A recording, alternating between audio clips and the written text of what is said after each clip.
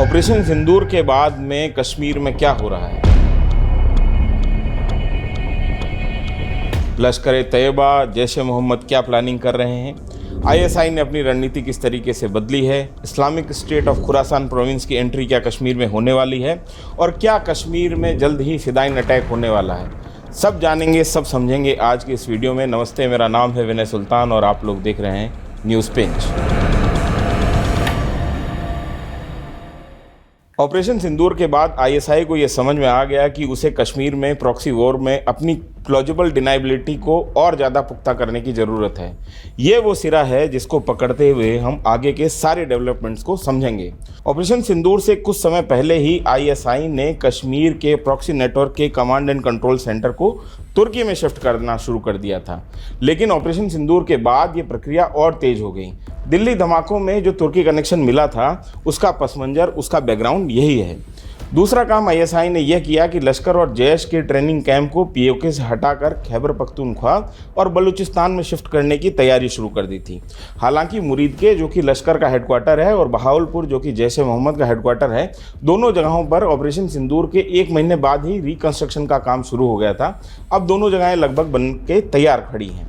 इसके अलावा केपीके में भी कई जगहों पर नए ट्रेनिंग कैंप्स बनाए जा रहे हैं।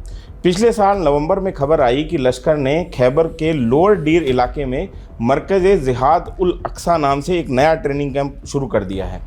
इस कैंप की जिम्मेदारी नसर जावेद नाम के एक कमांडर को दी गई है, जो कि यहाँ के पूरे ऑपरेशंस रन करने वाला है। इसके अलावा लश्कर ने स्वात के मिंगोरा में मरकज़-उल-इस्लाम और जामिया मस्जिद-उल-क़दासिया का निर्माण भी शुरू कर दिया है। यहाँ लश्कर ने अपने सीनियर कमांडर अनस कर्रार को तैनात किया था।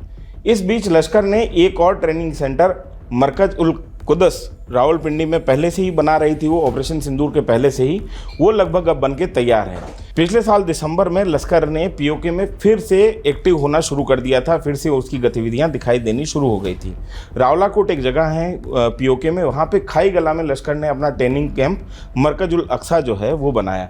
हालांकि इसके बाद इसको एक मस्जिद के तौर पे प्रचारित करने की भरपूर कोशिश की गई। जो वहाँ पे लश्कर के ओवरग्राउंड वर्कर थे, उन्होंने ये कहा कि ये मस्जिद है, ये कोई ट्रेनिंग कैंप नहीं है। इसी समय पीओके के बाग में लश्कर ने एक और टेरर कैंप भी खड़ा कर रही थी। इसके अलावा नीलन डिस्ट्रिक्ट में भी लश्कर ने एक ट्रेनिंग कैंप बना रखा है। ऑपरेशन सिंदूर के बाद लश्कर ने पीओके में कुल 4 जगहों पे नए ट्रेनिंग कैंप खड़े किए। इसमें बाग, रावलाकोट, सुधानोटी और नीलम डिस्ट्रिक्ट में ये 4 ट्रेनिंग कैंप पड़ते हैं।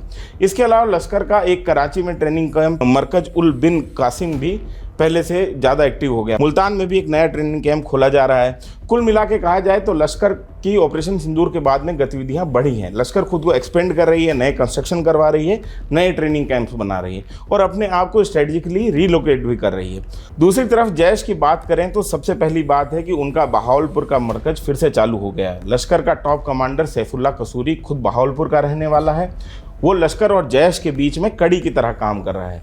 जैश ने इस बीच एक और बड़ा काम किया है, उसने अपनी महिला विंग को खड़ा किया है। अक्टूबर 2025 में जैश ने अपनी महिला विंग जमात-ए-मोमिनात को लॉन्च किया था। तब से अब तक जैश ने पाकिस्तान के चारों सूबे सिंध, बलूचिस्तान, खैबर पख्तूनख्वा और पंजाब के अलावा पीओके में दर्जनों जगह रिक्रूटमेंट ड्राइव और ट्रेनिंग कैंप लगाए हैं, जिसमें वो खास तौर पर महिलाओं को ट्रेन कर रहे हैं। लेकिन असल में आईएसआई की प्लानिंग किस तरफ जा रही है? क्या यह हमें भविष्य के किसी आतंकवादी हमले का सुराग देती है? आइए अब इसको समझते हैं। ऑपरेशन सिंदूर के बाद ही जैश के सर्किल में जिस एक बात पर खास तौर पे जोर दिया जा रहा था वो थी स्विमिंग और स्कूबा ड्राइविंग की ट्रेनिंग। मसूद अजहर का एक ऑडियो क्लिप जारी किया गया जिसमें वो समुद्री जिहाद के फ़ायदे गिनवा रहा था और स्विमिंग सीखने पर जोर दे रहा था। जैश के ट्रेनिंग कैंप नए सिरे से सरगर्म थे। मसूद अजहर खुले तौर पर कह रहा था कि उसके पास 1000 फिदाइन मौजूद हैं जो किसी भी समय भारत पर हमला कर सकते हैं। नवंबर 2025 में लश्कर के सर्किल में भी इसी तरीके के वीडियो देखे जाने लगे, जिसमें एक कमांडर अपने जो रिक्रूट्स हैं उनसे पूछ रहा है कि क्या उनकी स्कूबा ड्राइविंग और स्विमिंग की ट्रेनिंग हुई है कि नहीं। कुल मिला के कहा जाए तो ये सारी चीज़ें इत्तेफाक तो नहीं हो सकती। कुछ एनालिस्ट कहने लगे कि जैश और लश्कर जल्द ही कश्मीर में जो बांध बने हुए हैं उनके ऊपर हमला कर सकते हैं, लेकिन फिलहाल ये विश्लेषण मात्र है। इसके पीछे कोई सब्सटेंशियल एविडेंस या सब्सटेंशियल इंटेल हमारे पास में फिलहाल मौजूद नहीं है। इस बीच एक और खबर आई कि एक लश्कर ने एक 12 लोगों का फिदाइन, जो 12 लोगों की फिदाइन टीम है, उसको तैयार किया है। इस टीम की कमान अबू हुरैरा को दी गई है। अबू हुरैरा 2021 से कश्मीर में एक्टिव है और लश्कर का लोकल कमांडर है। इसके अलावा मोहम्मद उमर नाम का एक और कमांडर है जो कि अबू हुरैरा को असिस्ट करता है और उसको आतंकी सर्कल में खरगोश के नाम से भी जाना जाता है। वो भी इस पूरे के पूरे फिदाइन हमले में शामिल है, फिदाइन हमले की प्लानिंग में शामिल है। इसके अलावा एक तीसरा नाम आया जो नाम कश्मीर के आतंकवादी सर्कल में बहुत ज़्यादा जाना पहचाना है और उसको बार बार इस्तेमाल किया जाता है, वो नाम है अबू दुजाना का। फिलहाल जो अबू दुजाना का नया संस्करण आया है वो 19-20 साल का एक लड़का है। कहा जा रहा है कि इसके ही नेतृत्व में जो ये 12 फिदाइन है वो पाकिस्तान से बॉर्डर क्रॉस करके कश्मीर में घुसे हैं। तो लेकिन यहाँ पे एक बात आपको याद रहे कि ये सारे के सारे कोड नेम हैं। ये फिदाइन हमलावर बॉर्डर क्रॉस करके भारत घुस चुके हैं, ऐसा दावा किया जा रहा है और छोटे छोटे ऑपरेशन सेल्स में काम कर रहे हैं। मतलब 3-3, 4-4 का एक ग्रुप बन चुका है जो कि अलग अलग जगहों पे डिप्लॉय हो चुके हैं। अब आते हैं पाकिस्तान के प्लॉजिबल डिनाबिलिटी के खेल पर, और ये खेल आपको समझना बहुत ज़रूरी है। दरअसल पाकिस्तान अफगानिस्तान बॉर्डर पे एक नया प्रॉक्सी खड़ा करने में लगा हुआ है। इसका नाम है ISKP यानी Islamic state of Khorasan province. ISKP सीधे तौर पे TTP और अफगान तालिबान के खिलाफ खड़ा किया जा रहा है, लेकिन ISI के सामने सबसे बड़ी दिक्कत यह है कि पूरे खैबर पख्तूनख्वा में ऐसा कोई इलाका नहीं है जो TTP की मार से बाहर हो। ऊपर से TTP ने 2 महीने पहले ISKP के एक कैंप पर सर्जिकल स्ट्राइक कर दी थी। कुछ लोगों को जिंदा पकड़ लिया था। इसमें से एक ने कबूला कि उन्हें ISI की तरफ से असला और माली इमदाद मिल रही है। जब अफगान तालिबान और पाकिस्तान के बीच में झड़प के बाद तुर्की में दूसरे राउंड का समझौता बातचीत हुई तो अफगान तालिबान की तरफ से इस कबूलनामे का वीडियो टेबल पर रख दिया गया। इसके बाद वो पूरी शांति वार्ता बेपटरी हो गई। खैर, पाकिस्तान आर्मी के पास में वेस्ट को बेचने के लिए एक ही चीज़ है, भाड़े की सैनिक सेवा।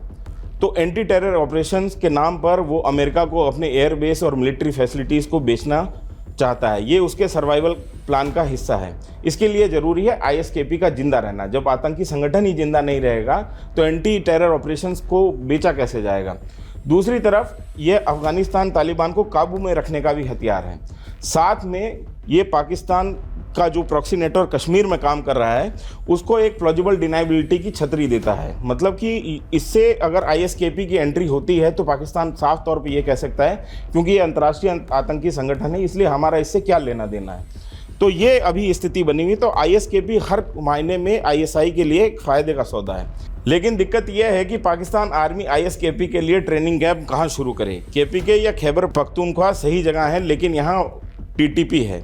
ऊपर से सूबे में इमरान खान की PTI की हुकूमत है जो कि आर्मी के खिलाफ खड़ी है। इस समस्या से निजात पाने के लिए पाकिस्तानी आर्मी फ़िलहाल KPK की तिरा घाटी में ऑपरेशंस चला रही है और वहाँ पे ऑपरेशंस के नाम पे पूरी आबादी को डिस्प्लेस किया जा रहा है, वहाँ से हटाया जा रहा है। यहाँ से हमें ये इंटेलिजेंस मिल रही है कि जल्द ही इस खाली कराए गए इलाके में ISKP के नए ट्रेनिंग कैंप लगाए जाएंगे। दूसरी बात यह है कि ISI ने लश्कर और ISKP को एक ही छतरी के नीचे ला खड़ा किया है। दोनों संगठन जो हैं, दोनों आतंकी संगठन एक तरीके से एक सिंक में, एक लय और ताल में फिलहाल काम करते हुए दिखाई देंगे। यहाँ पे आपके समझने के लिए एक महत्वपूर्ण बात और है जो कि अननोन गनमैन से जुड़ी हुई है। ISKP के लिए जब ISKP को पिछले साल पाकिस्तानी आर्मी और ISI खड़ी कर रही थी उस समय रिक्रूटमेंट चलाने की जो जिम्मेदारी थी, रिक्रूटमेंट ड्राइव चलाने की जिम्मेदारी वो लश्कर तैयबा को दी गई थी और इस योजना से जैश ए मोहम्मद को पूरी तरीके से दूर रखा गया था। जैश ए मोहम्मद को शामिल नहीं किया गया था।